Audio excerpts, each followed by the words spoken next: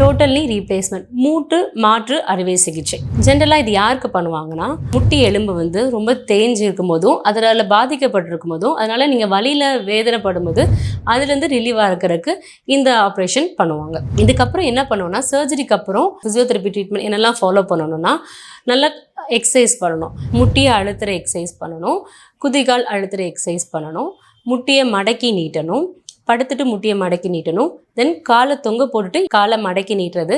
இந்த எக்ஸசைஸ் நீங்கள் கண்டினியூவாக பண்ணும்போது கால் நல்லா மடங்கும். சர்ஜரி பண்ணி ஸ்டார்டிங் ஸ்டேஜில் நீங்கள் இந்த எக்ஸசைஸ் பண்ணிங்கன்னா ஈஸியாக உங்களுக்கு ரேஞ்ச் ஆஃப் மோஷன் நார்மல் ஆயிரும். மடக்க முடியாமல் இருந்தாலும் சரி, நல்லபடியாக உங்களால் மடக்க முடியும். உங்களோட கால் கிராஸாக இருந்தாலும் இந்த சர்ஜரிக்கு அப்புறம் உங்களுக்கு வந்து ஸ்ட்ரைட்டாக இது பண்ணிக்கலாம்.